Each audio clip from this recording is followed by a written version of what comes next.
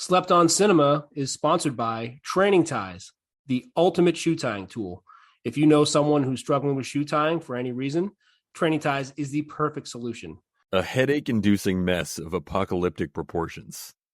2012 is terrible, lazy Hollywood trash. There was more than one occasion during the film when I was convinced it was never going to end. Watching 2012 is like watching a sausage machine explode. 2012 is certainly in the top 5 worst movies ever. It's the end of the world as we know it, and I feel like I have a headache. A soulless piece of Hollywood product. For too much of the 2.5-hour 2012, the end is not near.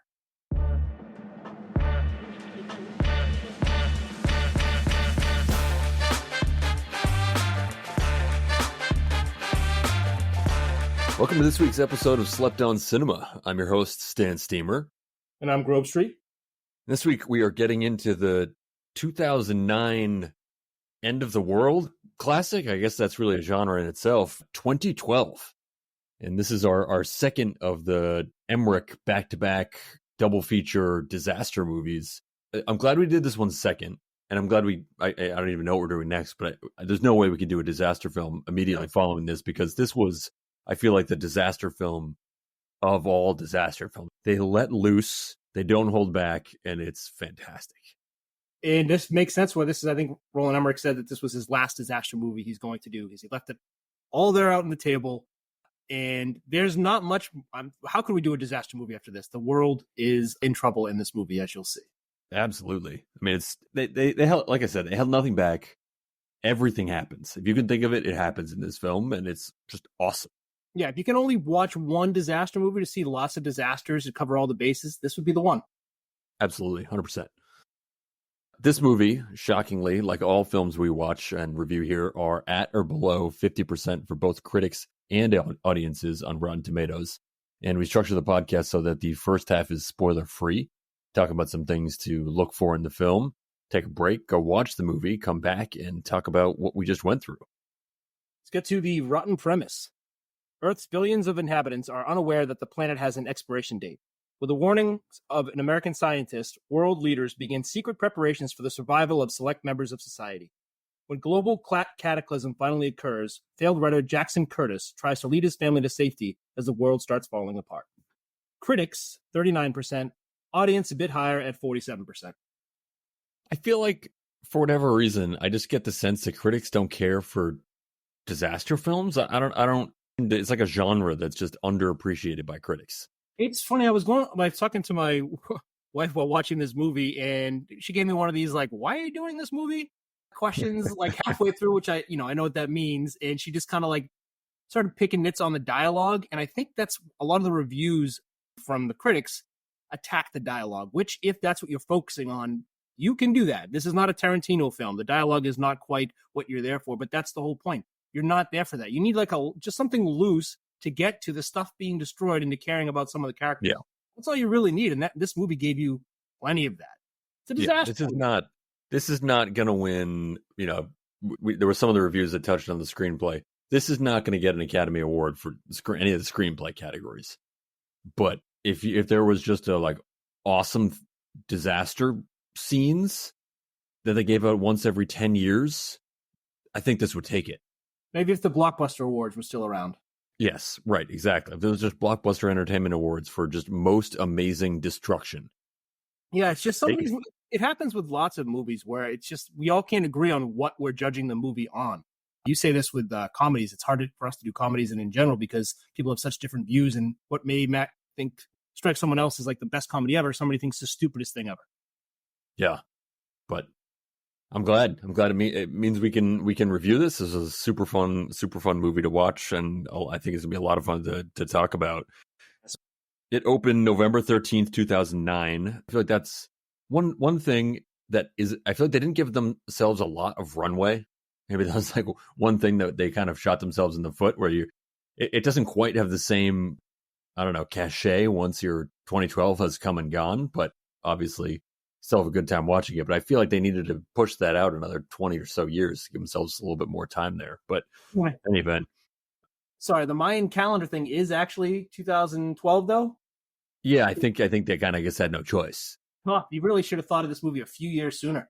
Yeah, this comes out in the 70s. Give yourselves a little more time. You have a couple comebacks. Oh, it's only 10 years from now. Oh, it's only 5 years from now. Yeah.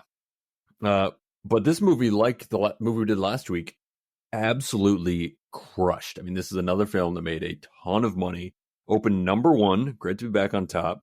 65.2 million its opening weekend. And ended up going on a $200 million budget, took in 166 million US and 770 million worldwide. That is bonkers money in 2009. I mean, that's crazy. And that's what often happens to some of these disaster movies too, is they're people in the States, maybe it doesn't make its money back here, but you don't really nobody cares about the script when you're watching it and it's not in English. Like you're just watching the vessel that is this amazingly put together disaster movie that you can watch in any language all over the country, which makes sense why it would just blow up around the world.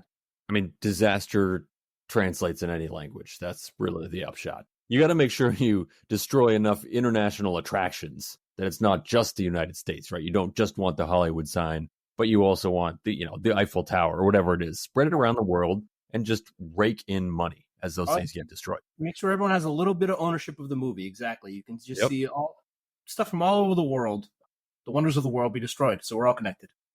And I think the only thing that's also interesting here, and it kind of follows with that approach, is just the marketing that they undertook here, which was insane, which in a lot of ways reminds me of Last Action Hero, which also had crazy, they were shooting rockets into space as ads for the movie.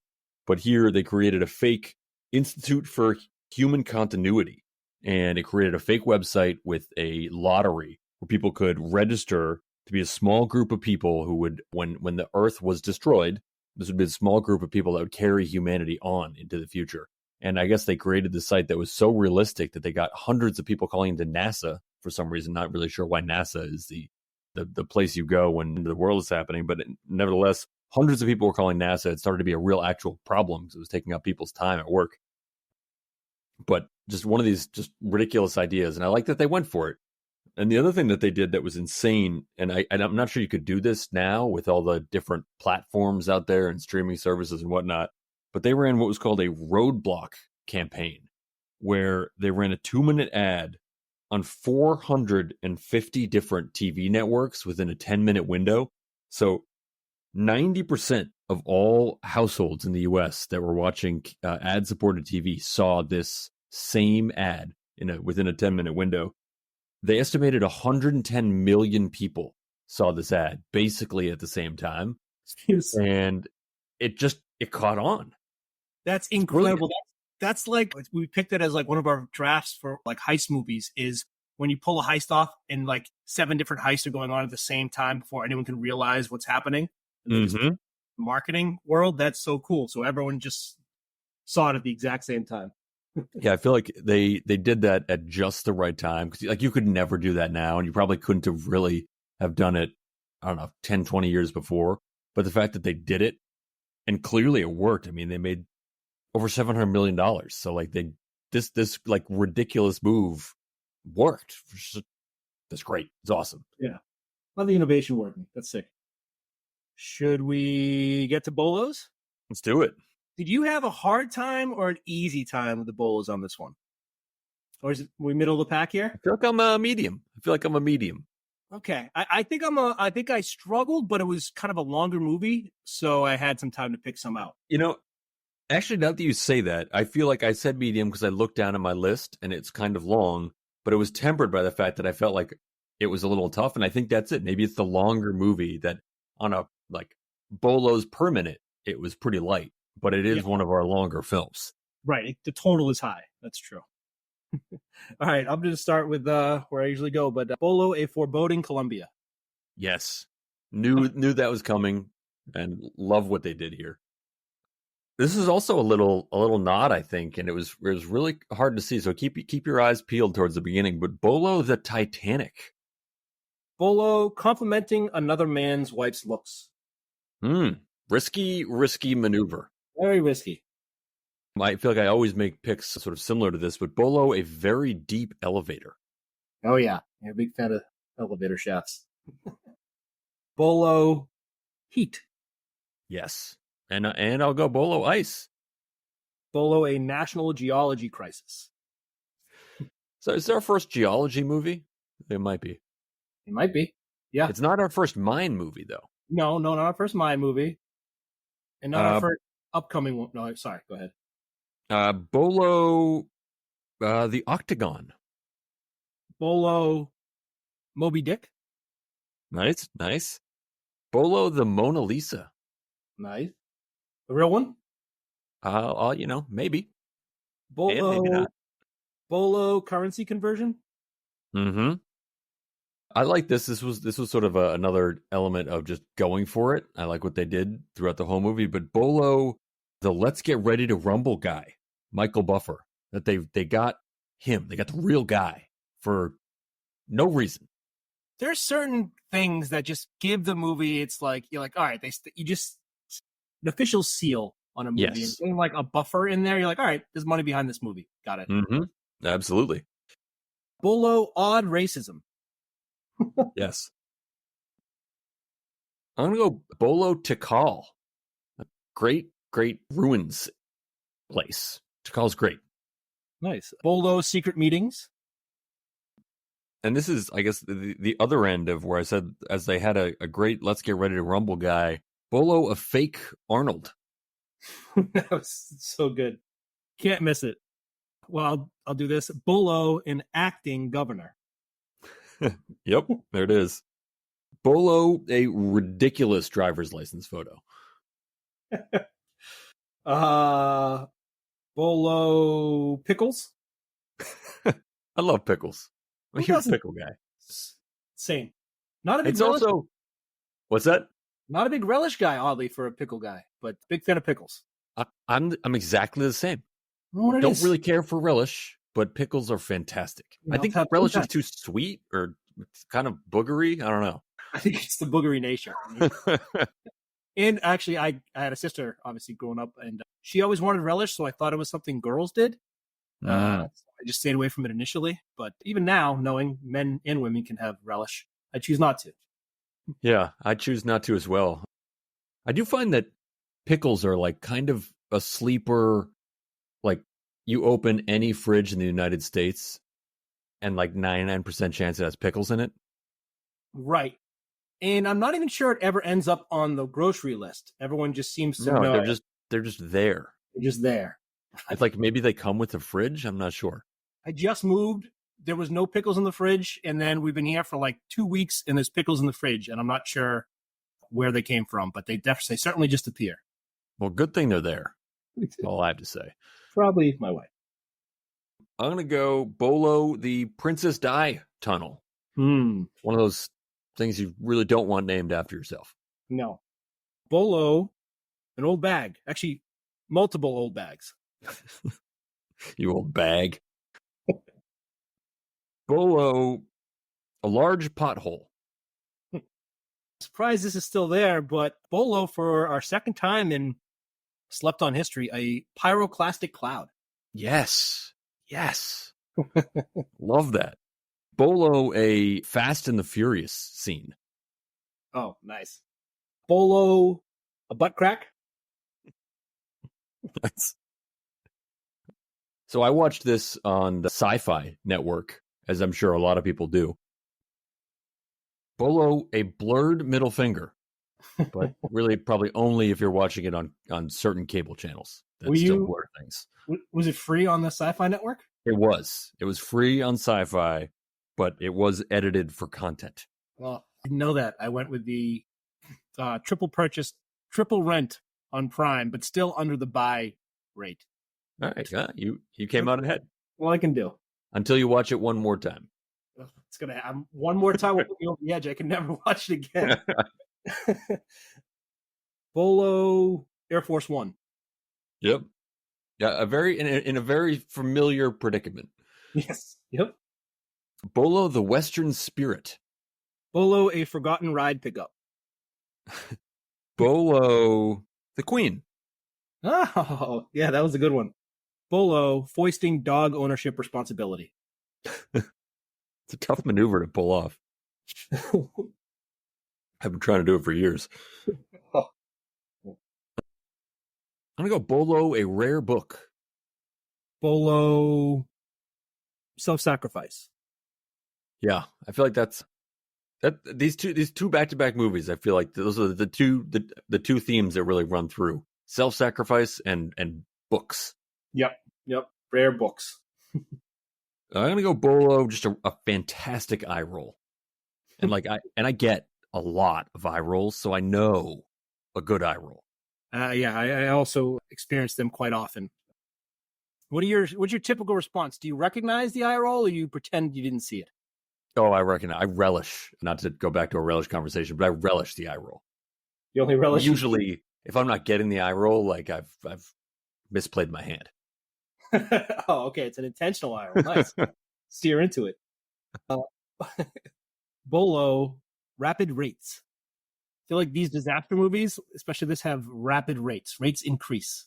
Yes, it's always increasing. This will be my last one, but BOLO, just really fantastic cell service. Pretty important right now. BOLO, a very, very impressive throw. Yes, that's an excellent point. One of our better throws. And let's get to our last segment before we get to take a break so you can go watch the movie. What drink to pair with the movie? I'm going to go first on this one just because let's hear it. It's really simple, but it's in the movie, and I forget what I picked for The Day After Tomorrow, but it's probably similar to this. This is a long movie, so you can't go too hard. You got to just sort of take it in, relax, take your time.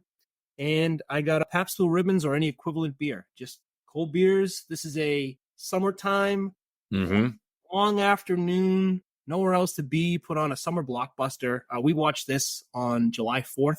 It was perfect. The perfect day to have some beers and put on a longer movie and just enjoy it. Have nowhere else to be, so you're not complaining about how long the movie's taking. So I think just a few light domestic beers, and you're good to go. Yeah, that's a great point. This is very much a summer movie. I don't know why that is, but 100% that's right. Although I did not watch this on July 4th, I did watch another of the same director's movie. As is tradition, I did watch Independence Day on July 4th. Another fantastic film. But that you nailed it. 100% is a summer movie. If you watch this in the winter, it's just not going to hit right. Yeah. That's I'm sorry, I was just saying that's probably makes more sense of the Roland Emmerich movies to watch on Independence Day. And you know it'll be on TV too. It's very reliably television on July 4th movie. Mine is a bit more complicated, but had to go with it. I'm going with the Tsunami Cocktail. Ooh. Yes, and of course, it has blue curacao, obviously. It is very blue. It's one of these drinks that has a million ingredients, so you'll never make this at home, but maybe you'd make it. Maybe you get it at a beach or somewhere on vacation. But it's got rum, peach schnapps, vodka, blue curacao, thank God, pineapple juice, Sprite, and a floating cherry on top. Wow. And it's one of those drinks that I feel like reading it, you're like, that sounds kind of repulsive, but I bet it's delicious. It feels like you said, like, I feel like it's a great resort destination. Yes. You're just there in like this really hot room with all those drinks displayed up, all over the room. And then you're watching this for 3 hours. Yep. So and it's got a little bit of juice, so you're feeling good. It's got some Sprite to give you some hydration. And then you got the blue curacao just to make things all right. Let's see, you didn't make it for this one. I did not. If I had, I can't have, I've already bought, I'm at a different location right now. And right. I think things would not go well domestically if I bought 2 different containers of blue curacao. Right. Yeah. 2 containers at 2 different spots, always looking for reasons to use them. That's probably a good idea. Well, smart move. Awesome. Well, this was a ton of fun, and can't wait to talk about it on the other side. Enjoy. This mass suicide adhered to the Mayan calendar, which predicts the end of time to occur on the 21st of December of this year. I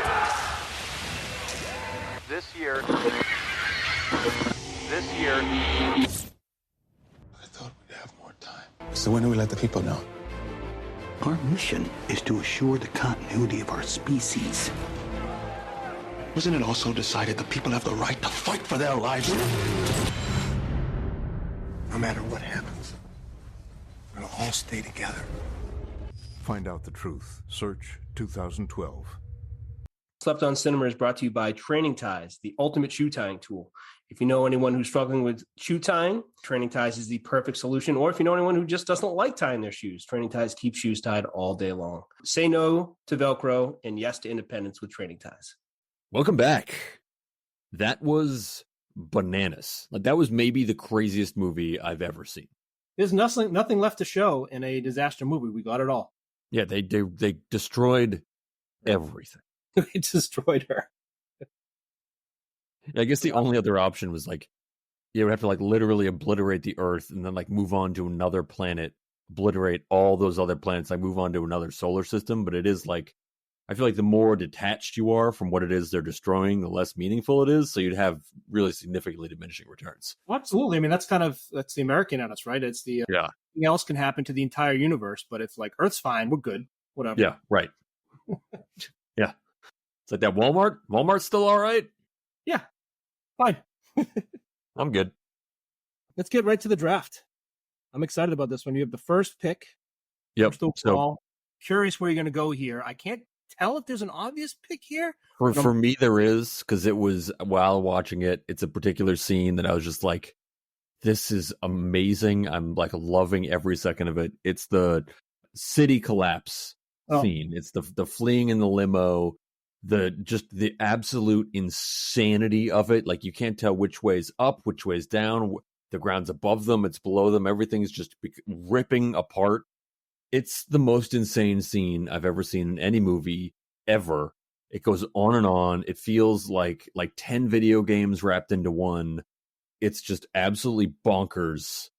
It's like the most fun scene it's like the most fun I've had watching a scene in a movie that I can remember.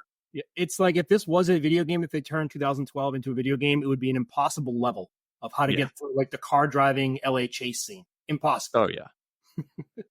It was so cool. And that's like this movie does so well is we didn't just talk about the commentary, the dialogue during that scene. We were talking about the awesomeness that we saw in that scene, which was seeing LA or Pasadena just destroyed.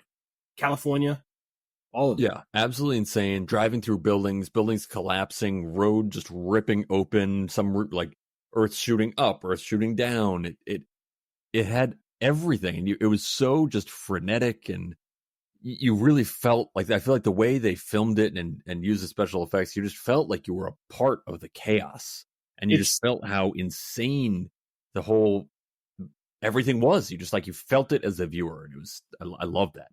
Yeah, and it was such a quick ramp up too, because right when he called, it's like, oh, you sound like a crazy person. Into by the time he's arrived, everyone's under the table, the house is collapsing, across the street's gone, and it's just everywhere.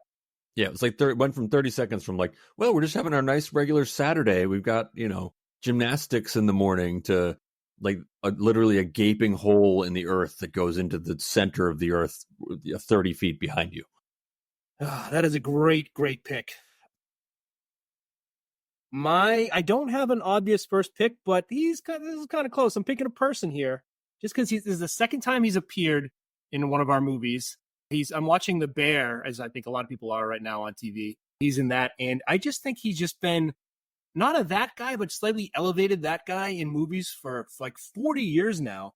Going Oliver Platt. Like, Oliver Platt is just a phenomenal actor. He brings gravitas to every role that he's been in, and he's been in movies since the 80s. And I feel like he was in Lake Placid, the movie I was referencing before, was one of the crocodile hunters, and he could always be something different. You never know. He's never like, oh, he's just a smarmy this guy. He can play a variety of roles, and he does it so well. I thought he was awesome in this movie and pretty much every movie he's in. And he's never gets too bullying. He's just like that guy, but I didn't even know his name, I don't think.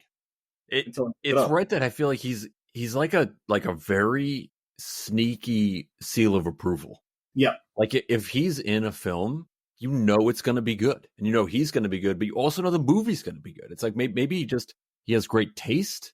I don't know what it is, because he's in, and it's not just like snooty, like Oscar baity taste. It's like he's in like this awesome disaster movie. He's in Lake Placid. He's in The Bear. He's in all this stuff that he's just like, this is going to be a great film that I'm going to be a part of, and I'm going to have fun doing it, and you're going to have fun watching it. Yeah, it's true. He does bring that like seal of approval, but he didn't play Gandhi, right? Like he's not just for the critics. He's for everyone and the critics. That's a good point. But yeah, I got to go Oliver Platt. I like that pick. Now I think I have a lot of honorable mentions left because there's a lot going on in this movie. The effects that you just described, and my second pick is not giving a speech. So it's always one of the best surprises when you have to go to a thing and someone is supposed to give a speech. Oliver Platt in this movie was they're just walking into the black tie affair, and it's just some quick scene, and he's like, "Sorry, everyone, no speeches, just a thank you." And you could hear everyone just go, "Oh, great!" And just that's no one who wants to hear a speech. Does anyone get anything from no one? It's just for yourself. No. It's so self-serving. So anytime there's supposed to be a speech, I don't care if like it's your graduation, they get Will Ferrell. He comes out there and just goes like, "All right, congrats everyone, take off." Just get off the stage. Everyone has other stuff to do. We don't want to stand in a circle and be quiet. Move it along. So just not giving a speech when it's your opportunity to give a speech is my draft pick. I love that. It's such a Grove Street pick. It's true. It's like these are words no one has ever spoken in the history of humanity. That speech was too short. Like no one has ever said that and meant it. It's like it's always too long. You're always at that wedding and it's someone's got their like tome that they're just flipping page after page. And you're just like, okay, like, you're not the only one here. Let's wrap this thing up. If I hear the noise, just the noise of a second paper, I lose. I just want to go to like the bathroom before it starts and go on my phone and be like, "Oh, I was never in there. It was going to be rude for me to come back in." If I watch to see if they have multiple papers before they go up there, because that is just going to be it. Yeah, I feel like that would have been a great move to figure out if you could time going to the bathroom at the speeches at weddings, because you have that run in your 20s and early 30s where it's just weddings every single weekend. If you could really figure out how to time that bathroom run to just miss those speeches, man, there should be like a class on that. I don't have I'm very happy with where I am in life, so I don't have any regrets. But if there was a change, it would be to avoid a lot more of the speeches that I had to sit through. So yeah, if there was a way to get through in our 20s, avoiding those speeches, so some sort of skill, that would have been nice to acquire. Yep. If only. That's a great pick. My pick is, I feel like, kind of runs on the coattails of your Oliver Platt pick, but it's just the cast generally. Like this cast, it's a disaster film. The cast almost doesn't matter in many ways, right? Like the CGI, the insanity of it, all that is what people care about. And yet this cast is so deep, and they didn't cast anyone that, like, there's not like The Rock in this that's going to steal the show. It's just like, it's a very deep, well-rounded cast. I mean, it's like Oliver Platt is like a amazing actor, and he's like pretty far down the list. I mean, John Cusack, Amanda Peet, I'm going to botch his name, Chiwetel Ejiofor. I don't know if I'm saying that. I wrote down my phonetic version of how to say it. Chiwetel Ejiofor. And like, I feel like he's now like a legit, very well-respected actor. Sandy Newton, Oliver Platt, Danny Glover, Woody Harrelson. Like, are you kidding me? This, like, the cast is just, it's so deep, and doesn't have to be. But it's, again, this movie just going for it, giving you everything, and it comes together perfectly. Yeah, it's a nice treat. It's like when horror movies realize that they could put in a good actor and be like, wow, that makes a big difference. Yes. They can put good actors in these movies. And it's the same thing with this. Like, oh, disaster movies don't have to just be some schlub actor, can be a good one. And wow, their death scenes are so much better when they're good actors. Yeah, right. And it's no like super A+ list gonna, front of the movie poster, because you don't need that here. But it is a whole bunch of just really great actors who make it that much better of a film. Yeah, and it happened like throughout the movie, just like, really? Another one? Tandy Newton now? Like, right. Yeah, they just show up out of like nowhere. Yep, absolutely. Great pick. My third pick, and I'm taking this because it became relevant recently, but I'm going with the sort of the impetus for all the Earth tectonic plate neutrino problems coming from this solar storm. I love that because those happen. So there's that little kernel of truth. And it's also solar storms happen and they kind of mess with our electrical grids. And you're kind of like, did we not prepare for that? And it makes it kind of seem like there are these really unpredictable things that we can't control. So like if it's messing with the electrical grid, I'm already sort of like, well, that seems serious and that actually happens. So maybe there's this other thing that seems even more serious that's going to actually happen and it just hasn't happened yet. And I like when movies gives you that little kernel of truth. You're like, this is something that's real. I've heard of this and I know just enough to make this completely believable. And they run with that. And it's that great hook that draws you in and makes you really just buy it. Yeah, so I thought that the solar storm neutrino thing was just a perfect little jumping off point. I think it's an amazingly big, bright lampshade. Yes. Everyone can just buy whatever happens in this movie because you're right. Yeah, you're like, who am I to say that neutrinos wouldn't overheat the Earth's core? Well, I don't know. Can't say it. Right. Great pick. I probably could have done this as an honorable mention, but it deserves as an honorable mention, but I think it deserves more weight. I'm going to say as giving a watch to someone else in return get fair or even better value. Oftentimes in a movie, the watch, you have to always convince them like, it's real gold. Mm-hmm. Got this as an anniversary present. My job gave me this after retiring. And this guy, who's filling up the gas and as a pilot, he's ready to trade that plane for this watch that, as a non-watch guy, didn't look that impressive. It didn't. These gaudy watches that I would assume look like a sporty watch that could go like 100 meters under the water or something. But it was enough to get him this plane that saved his entire family. So, there was like trading places and Home Alone. You always have to be like, and my watch and my necklace, this and this and this and money. He would just be able to trade his watch and he got a plane and saved his entire family. That pilot must have been a watch guy, right? I mean, he must have been a watch guy, and this must have been a very rare from the seabed crash in the Titanic type specimen. And he just knew. And he was like, wow, yep, take my plane. I wonder if he's such a watch guy that's why it seemed odd to me that he got killed in that open airfield with nothing running. So he must not have been paying attention, staring at his watch and got, hooked on the head. And he was just too much of a watch guy. Or maybe he was like, my life is complete now that I have this watch. There's nothing better. Let's just end this now. Go out on top. It's all downhill after getting this watch. And maybe I should have taken this last, but my, not honorable mention, my sleeper pick is Gordon's death. I thought that was hilarious. Yes. It was like the family, the nuclear family was together for just long enough to be like, I think we still kind of like each other. And just perfectly, he just gets they both go and one comes back and she's just 5 minutes later like, home is wherever the family is. And we're just all together again. And yes, I'll call you dad. Thank goodness Gordon wasn't around for all this because he really would have gotten in the way. But just being like, Gordon died. He saved us. He flew us around the world. He complimented us. I mean, he did give that phone. He is a plastic surgeon, but whatever. Screw him and get out of here. Yes. I was going to touch on this later, but we'll get to it now. But I completely agree that was a very satisfying moment in like a weird, twisted way. Because you're watching this and you're like, all right, I see where things are heading with Peet and Cusack here. But how's this going to work with Gordon? Right? Like, Gordon's a great guy. He's a nice guy. He's the kids love him. That can be a tricky dynamic. He's genuinely a supportive stepfather. He seems just like a really great person. So you don't want to see him get squeezed out of the picture here. So like, how is this going to resolve itself? And then he gets ground up into goo, and you're like, oh, there we go. Yeah, that solved everything. Thank you. He dies a hero. The family gets back together. Everything is tidied up perfectly.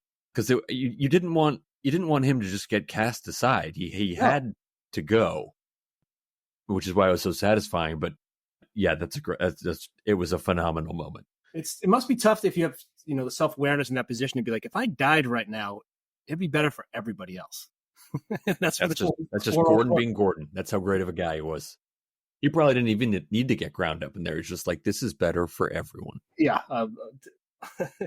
And do you, just to go along with that, a little short reach there from Cusack? Yeah, Short I mean, back? you blame him? He's like, I got an off ramp here. I think this is perfect. No, there's no questioning that. So Nope. I'm 4 inches away from getting my family back. I just pulled Yeah. back a bit.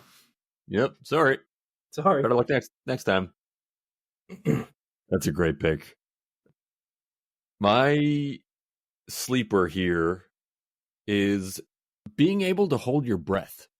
I feel like that is it's one of those things. Maybe as a child, I feel like I was constantly seeing how long I could hold my breath, or having contests with friends about who could hold their breath longer. And you hope it never comes up. But then there's a situation like this where Cusack holds his breath.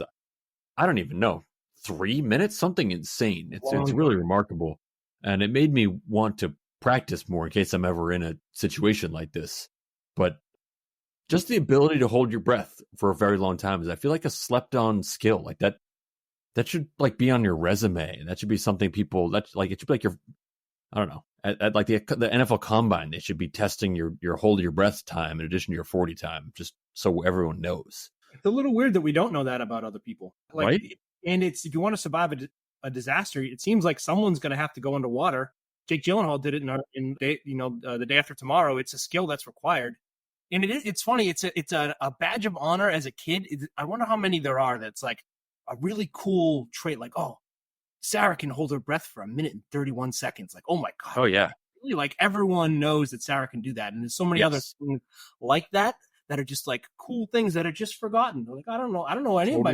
Yes. And I don't know when we aged out of that, but you're totally right. It's like you knew who of your friends could hold their breath the longest. That was just known. It was a badge of honor. And then that just kind of faded away. I don't know who can turn their elbows in and out when they put their hand on a desk anymore. Right. There's so many things that are just lost now. Yeah. I do have a couple anti-picks too, which happened back to back in the film, and they are extreme anti-picks. But is there anything worse? I guess maybe putting aside getting ground to death and having someone take over what you thought was your family, but putting that aside, waking up late, like missing your alarm, being late for something. Is there anything worse than suddenly like jumping up and be like, wow, my entire day is like really screwed. I'm late for everything. And that's how you start your day.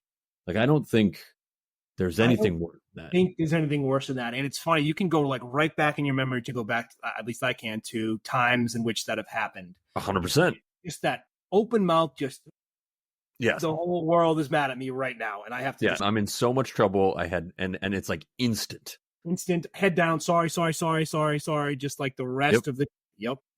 It's an awful, awful feeling. But man, if you ever get one of those, and someone, whether you show up at work or you're late, and someone's just like, don't worry, man, it happens. If you want one of those, like everything just melts away. It's just rare that you get it though. But that instant when you wake up, sleeping in is the worst.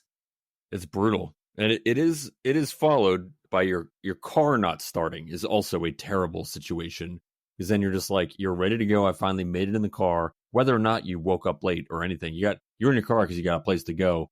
When your car doesn't start, also horrific. And I can't even imagine having those go back to back. I think at that point you go back. You just say, today's not my day. I'm skipping the day. You should be allowed a couple, like 5 get out of jail free day. Yes. Cards a year, and this should be one of them for sure, because you're already late. Like we just said, you don't want to be late. And what often happens when you're like, some things in life, for whatever reason, nobody has sympathy for. Your car could break down and you didn't show up, and people are just like, whatever, that happens. It's rare that someone's like, oh man, that sounds awful and expensive, and I'm sure that was really difficult, and everyone's just like, whatever, that happens. Yeah. You're still in trouble, like at work or wherever you need to be, and you have a fix. Right. And it's like, what, you didn't like take good enough care of your car? What's wrong with you? Am I retroactively getting in trouble for my car maintenance now? Yeah. Yeah, it's those are awful back-to-back picks. Yeah, oof. It's a just week ruiner.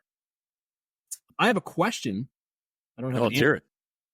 So they had the big dilemma in this. Well, not even that big dilemma. They solved it pretty quickly, but the dilemma of, do you pick rich people to fund and important people, however you deem it to be, to go on your arcs of the 400,000 people, or do you set up a lottery system so it's fair to everyone and everyone has a chance to get on the arcs?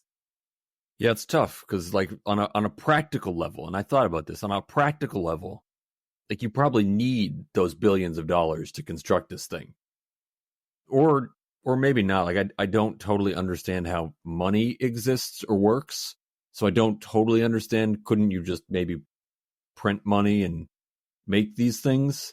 So I was going to say maybe do a mix of both, just because you, on a practical level, you need the rich people to fund this thing, but then it really doesn't seem fair. And like, I don't think you really want to just necessarily start a new society with a bunch of rich people. It just doesn't seem like you're going to end up in a place that's like all that enjoyable. But now I'm going back on it and I'm saying, screw the rich people, just print all the money you need and make this, and like, I don't know, inflation, like the world's ending, whatever. Just print a bunch of money, make a bunch of arcs, and then figure out some way. It's probably some sort of lottery, but it felt very inherently unfair in a way that obviously life's unfair. But this just, when it is the like last of humanity, I feel like you need to have something at least colorably fair that you could obviously rig on the back end, but you at least need to make it colorably fair. Okay, yeah. As long as we're fixing it, the lottery, I'm okay with it. I hate the idea of a random schlub getting on that thing, as opposed to what could be an impressive scientist or someone with other gifts to give the future world. So, I on a practical level, like you said, I have no problem with billionaires getting in there. Someone has to fund this if we don't print the money. And now, if that is an option to have currency taken out of this and we can just have it done without money, fine. But if without that, money buys your way in, the more seats, all that stuff is completely fine by me. And I have no problem with anything they did. Pick the best specimens to get on that ship and move it along. I don't want any lottery. I assume I am not getting picked. I'm fine with not knowing it's coming and just getting wiped out, and they just did their stuff. I don't know if this is a job. Yeah. Like, are there people who just invite the right mix of people to a party to like make sure that everyone is like interested and having interesting conversations?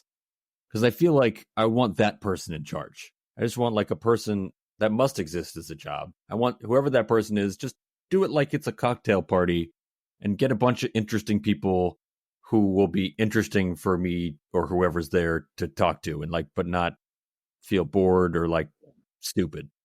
That would be ideal if they nailed that, because that sounds like a really fun way to experience the rest of existence. Yeah. So I'm sure that's the thing. Put that person in charge. Someone's complimented somebody else enough times where they made it their profession. Like, oh yeah, you should really make that your job. All right, fine. And Van Wilder creating parties. Yep. I think, is this Van Wilder? It sounds like it might be. I guess maybe put him in charge. He's got the money now. All right. And, sorry, one last question before we get to the other ones. Would you rather be crushed by a tsunami or incinerated by a volcano? I mean, I think incinerated by a volcano, because I feel like a volcano, like a tsunami looks cool from a distance, but I feel like a volcano will look cool up close. So I feel like you're not going to get much out of it right before you're just wiped away by a tsunami. But at least with a volcano, you're like, whoa, this is like, check out that pyroclastic cloud. Otherwise, it's just like, look at this water. So I think I'd be incinerated by a volcano, just because then you're going out with just a bang. Yeah, I think that's the answer. I think there's some people here now where I moved in Southern California that would take the wave and are trying to oftentimes here. But outside of that, it's the volcano. Incinerate me. All right. Our superlative for this week is favorite supporting character's death. I hope when I made one of my picks during the draft, I didn't take who you're going to pick. I didn't realize that. Hopefully not. So I'll go first. Yes, it was Gordon. Sorry. But that's fine, because it was, for me, that was like so obvious, and I got into it already. But it was just, I was very concerned about how this was going to wrap up, because I saw things leading towards the reunification of Cusack and Peet and the whole family, but Gordon just seemed like such a great guy, and I was very uncomfortable with how this is going to wind up. I was like, are they going to be a throuple? Is that going to be how this ends. But no, Gordon just gets turned into a sausage, and everyone's better off for it. And you know what? My wife, who was still watching at that point, liked that he died. She said he was not a likable guy. The whole breast groping in the grocery store, that wasn't a good look. And, the women pay me thousands of dollars to touch these thing. That was enough to just be like that. It doesn't take much sometimes to get on the other side, because then once that happened, when he got turned into goo, it was like, good. I'm glad he was a jerk. She clearly, I feel like he was redeemed when the oligarch's girlfriend was sort of like, oh, he told me like I shouldn't be doing this, like I'm like beautiful the way I am. It was sort of like you could tell despite that being his profession, he was trying to only do this for people who wanted to do it for themselves, and that's what they really wanted. Totally agree too. Yeah, he wasn't the sleazy plastic surgeon. He's the one who's trying to help people out. Yeah, he's sort of the guy that's like, look, it's your body. If this is what you want to do to be happy, to be content with yourself, you only get one run at this. Go for it. My choice, I had two that were close. I think it's the Danny Glover death. I think it's just, he had to have been not 100%. Once he saw that, was it the JFK battleship coming down on him, there has been a part of him that was like, maybe I blew this. Maybe I blew this. This did nothing. Me staying behind and telling some worker, no, you're doing a good job. All of that, like the world is getting destroyed. They don't need you here. You're just a statistic of somebody else who's getting destroyed. Get on the ark. Yes. But once he was there, hopefully he realized, like, man, that was a mistake. But seeing, like, not only he had just survived that other blast that, like, killed him, he wakes up and sees a tsunami carrying a battleship just about to crush him. Just like, whoops, I have made a big mistake. Yes. Usually you would think, wow, this is this very honorable, heroic, sacrificial action he took. But with all that's going on, with basically the end of humanity as we know it, that might, I feel like, just get kind of forgotten. Yeah. There's a lot of other bigger things going on. So I feel like as heroic and monumentous as that action and that choice was, I feel like people might not even remember it happened. No, there's not many people left to remember. But sometimes you take the L, like you take the L. It's the tap out. Like you see a UFC fighter not getting his arm broken every time. They go, I'm gonna lose this. Tap out. Let's move on and reassess. Yeah, I think you might have had a do-over there if given the opportunity. Whoops. Take back. One change to be a blockbuster. What do you got? I think this is just Emmerich's Achilles heel, but once more, there were just too many characters. I feel like I was, and it goes hand in hand with the length, right? Like, obviously you got to trim the length, but there were just so many characters that I had a hard time sometimes caring for all of them. Like, we had the geologist, and then we had his coworker in India and his family, and it's like they kept coming in, and there were all these people like that sort of kept showing up, and you sort of got a little bit of information, you got a little bit invested in their story, and then you jumped over to somebody else's. I feel like it needed a little bit more tightening so that I could have more compassion for those people in the film. So when it came time that they never got picked up, I was like, oh, these guys were in this movie? I forgot that they were like really important for the first half hour. I'm kind of aligned with you, even though the superlative was picked because I for favorite supporting character's death, because I love a big group to die to kind of know a little bit. But you're right. Some of it is just like, who just died? Like, what was his role? I kind of forgot about him. I don't really care. It's like we see the Russian girl die and get drowned under the grates. It's like, I don't really care that much about her. Yeah. And a few of the other people were just like wasted obviously the movie's longer. And so some people would be like, oh, that's an area you could easily cut out. And that would help it be a bigger blockbuster too. But also this movie was, as we say a lot, a massive, massive blockbuster. Massive blockbuster. Well, this wouldn't make it a blockbuster, but this is a change that I would like. Like I said, I watched this on July 4th, and it's just, you put the movie on at 1 PM, and you have the afternoon to watch it.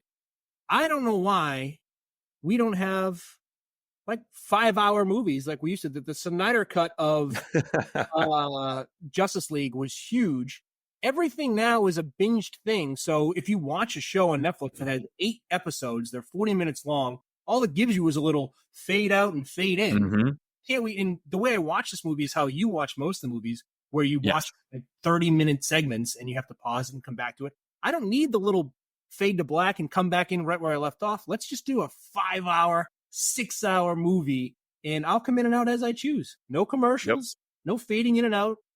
I'm just going to be in there and I'll pause it and work. I'll finish like a book. I'll finish it when I get to it. What about this? Because I feel like that's 100% what they do now. Instead of having a movie, they make it a show and they just have this. But what if instead of the fade to fade whatever, what if when you're watching it, it's all just one cut? But like every now and then a little thing will pop up in the corner. It's like, if you want to take a break, 30 seconds from now is a good time to do it. They just give you like some options. So, like now it's sort of like a thematic change, or it's, whatever it is. They just give you a little boost of like, this is the right time to pause if you want to pause. And it's like just a recommendation, no fade. And you can do with it what you will. That could be a thing. Oh, that's a great thing. And I love being told the best way to like do something too. The suggestion. Mm-hmm. A restaurant and the chef's like, we suggest you eat this in one bite. I'm like, cool, I will do that. Yeah, now I know. Now I know. I didn't know what to do, and now I do. Bumper sticker. Favorite bumper sticker quote. So a quote from the movie that could be used as a bumper sticker in a car. I think I've been asking you to go first a few times, so I'll go first on this one. There's a lot of good ones, but I'm gonna go no lipo on Fridays. I just think it's like it's a good sign for like someone who just wants to get to the weekend. I get It's messy, and it covers, even though no one's in plastic surgery outside of, a few plastic surgeons, we all get it. No lipo on Fridays. Let's just get to the weekend, all right? It's messy. Yeah, I like that. I like that because it tells you, it's just like, gives you a mindset. You have a sense of what's going on in that car. It's someone who's just trying to have a good time, trying to not take things too crazy, just ease into the weekend. I hate when I get a meeting scheduled on a Friday.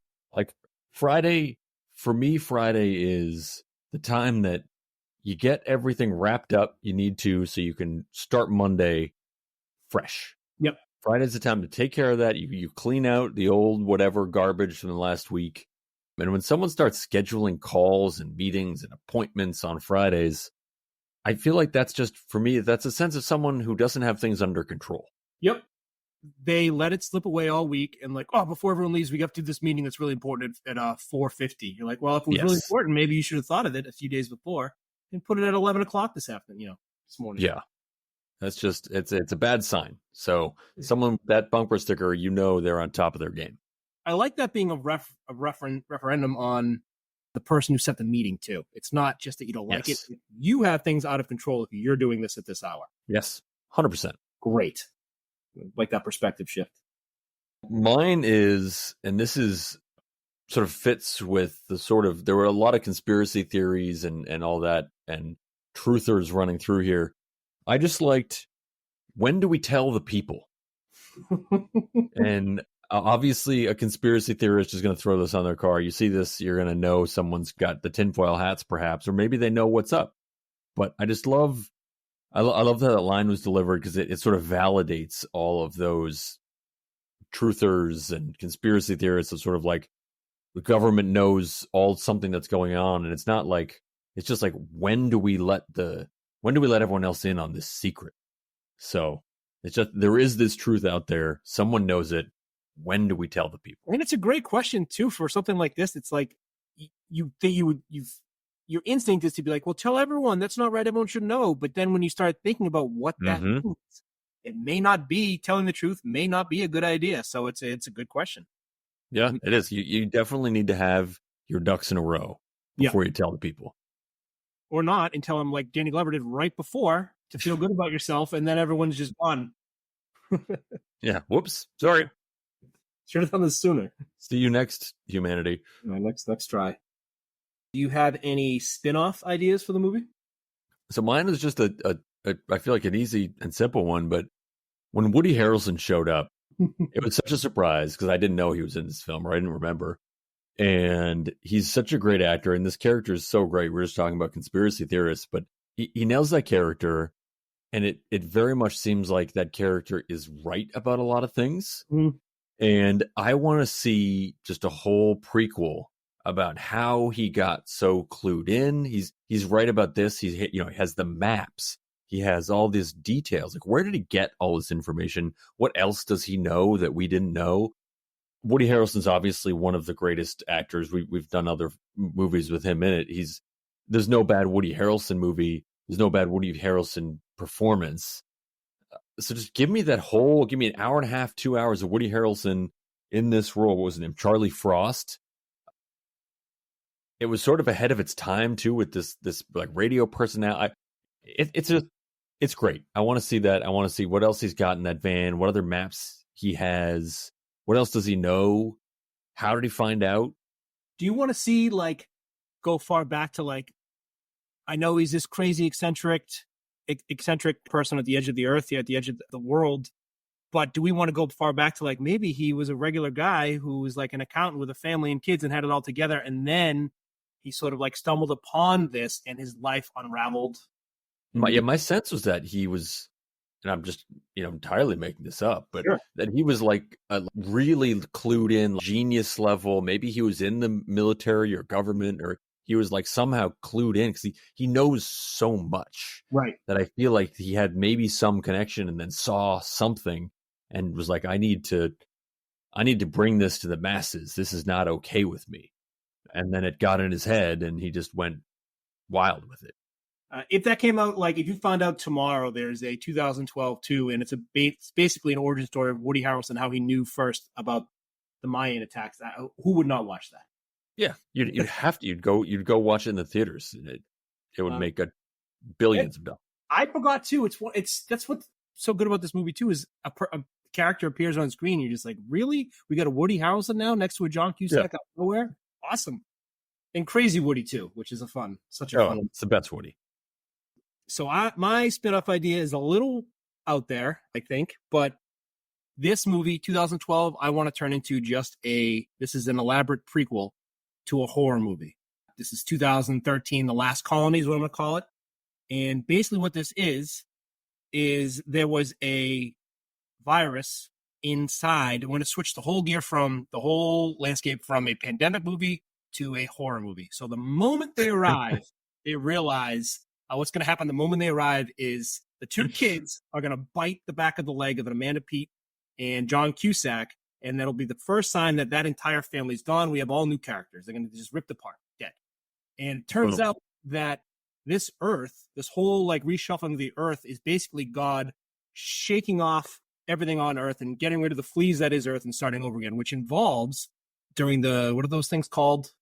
That he heated up the earth and caused all the tectonic shifts. Is that what it was? Neutrinos or whatever it may be. Yeah. In all of this process, there was a virus that was laid dormant and awoken in amongst the big floods. And everyone on board these arcs absorbed that virus, and slowly it's taking over them, turning it basically into a 28 weeks later, just on top of the Himalayan mountains with the rest of society. So we kind of forget about all of this movie completely, and I just want to dump 400,000 people onto the Himalayan mountaintop, and they all thought they made it. It's all like the rich, classiest, most successful people, and it just gets destroyed by a zombie movie. I like that, and it's one of these things that it's so believable too, because if I know anything, I've never been on a cruise, but from what I've heard is that cruises are just the most disgusting, basically giant roving petri dishes. Yeah. But like, as far as I understand it, all human diseases began on a cruise ship. Yep. And these arcs are essentially just giant cruise ships.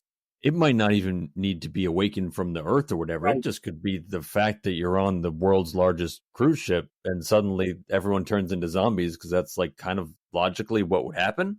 Right. If everyone stayed on a cruise ship more than a week, if you made it like 2 weeks on a cruise ship, everyone would be zombie anyway. Yes. I've been on one cruise, and yes, I got sick. I was in middle school and got sick. Right. It's horrible. Yeah, you were there for one more week, and everyone would be flesh-eating zombies. You'd be dead. Yep. Let's see, any notes we didn't get to? Let's see. I thought hopping the fence was a pretty entitled move from... Oh, yeah. Cusack. There's nothing quite like hopping a fence, though. I feel like I don't really hop fences anymore, but there was something as a younger person that like hopping a fence was like a very exciting thing to do.